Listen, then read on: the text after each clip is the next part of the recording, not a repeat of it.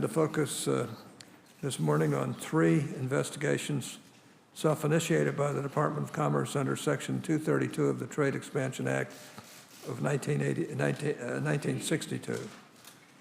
It should come as no surprise that many of us on the committee have concerns about the process, effects, and strategy behind these investigations and resulting actions. That includes the serious problems that Senator Wyden and I raised in April about the product exclusion process, a process that still needs significant improvement. In February, the Department of Commerce completed two of its Section 232 investigations, one on imports of steel and the other on aluminum products. As a result of those reports, the United States is currently imposing tariffs of 25% on steel products and assessing tariffs of 10% on aluminum products. Combined, these tariffs directly affect almost $50 billion worth of goods, while also affecting many billions of dollars more in downstream goods. American manufacturers are already suffering the consequences of increased costs and decreased supply of steel and aluminum inputs. Take, for example, Bishas Steel fabrication. Bishas makes custom industrial equipment in my hometown, Salt Lake City, Utah, and sells to customers in the United States and around the globe. Bishas has been in business since 1945, but because of the Section 232 tariffs, they are worried about their future. Steel prices are going up, not just for foreign steel subject to tariffs, but also U.S. steel. As a consequence, Bishas has lost its competitive edge against foreign manufacturers, and the company tells me that contracts for future work have all but dried up. And Jack's Ornamental Iron, another Salt Lake City manufacturer, saw its steel costs jump 20% in less than 2 weeks since the steel tariffs were announced. These companies are small, Mr. Secretary, but they are important.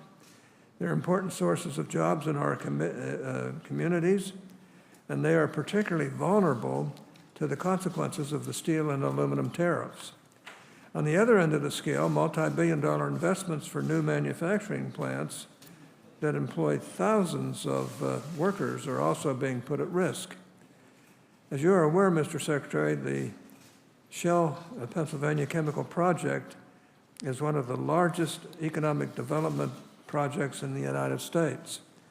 I grew up in Pittsburgh, and I know how important this development is for Western Pennsylvania.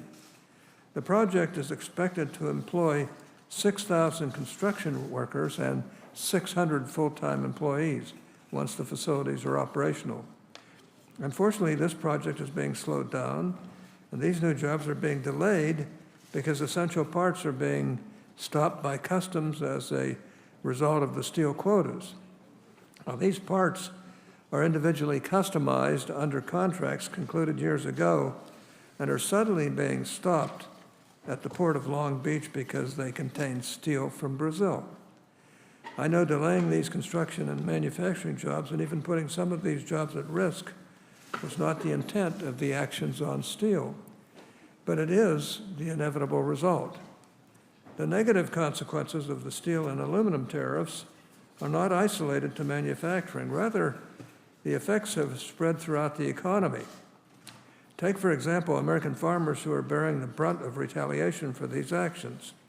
As many of us know, Mexico is the largest export market for American pork, including pig farmers in Utah. Recently, Mexico announced it will impose tariffs of 20% on U.S. pork in retaliation for U.S. steel and aluminum tariffs. China, our second largest overseas market for American pork, is increasing tariffs by 25%. I just don't see how the damage posed on all of these sectors could possibly advance our national security. The steel and aluminum tariffs distract from the real trade issue that must be addressed. The President has repeatedly stated that Chinese mercantilist policies harm U.S. companies and the U.S. economy, something with which I fully agree. However, these steel and aluminum tariffs utterly fail to address Chinese overproduction. Of the steel and aluminum products targeted, only about 5% are from China. Let me repeat that. Only 5% are from China. In reality, these actions target our allies, particularly Canada and the European Union, with whom our trade in steel and aluminum products far exceeds our trade with China. This is not just my opinion. The U.S. Department of Defense has stated that it is, quote, concerned about the negative impact on our key allies, unquote, of the steel and aluminum actions recommended by the Department of Commerce, particularly global tariffs and the use of quotas.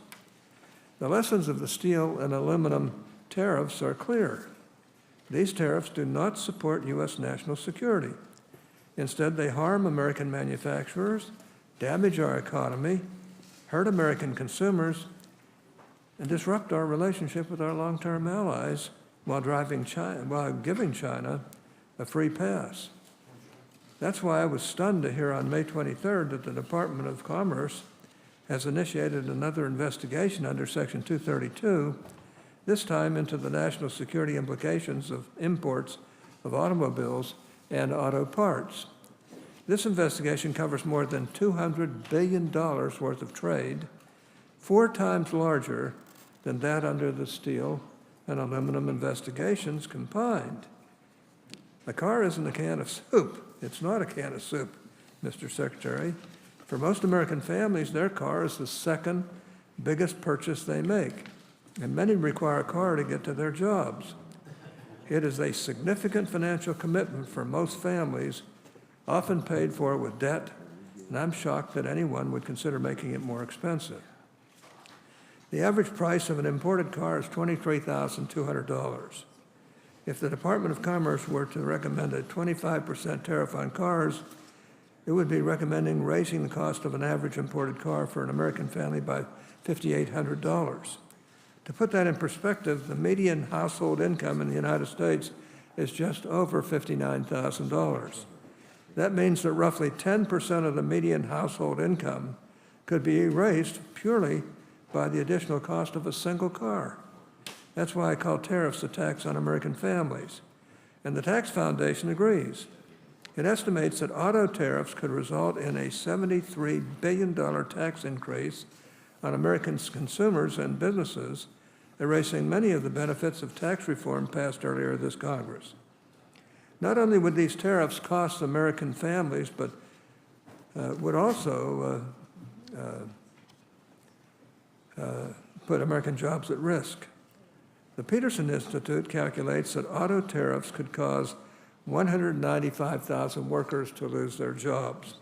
Now, that's nearly 200,000 people out of work, and that's before other countries retaliate against American auto manufacturers, which supports U.S. jobs by exporting $65 billion worth of autos per year. And once again, though supposedly pursued for national security reasons, tariffs on cars and trucks target our closest allies, namely Europe, Canada, Mexico, Japan, and South Korea, while allowing China to continue its predatory trade policies undeterred. Mr. Secretary, as you consider these tariffs, know that you are taxing American families, you are putting American jobs at risk, and you are destroying markets, both foreign and domestic, for American businesses of all types, sorts, and sizes. I hope you will consider that carefully as your department conducts its investigation into the national security threat from imported automobiles and auto parts. With that, Senator Wyden, please go ahead. Thank you very much, Mr. Chairman.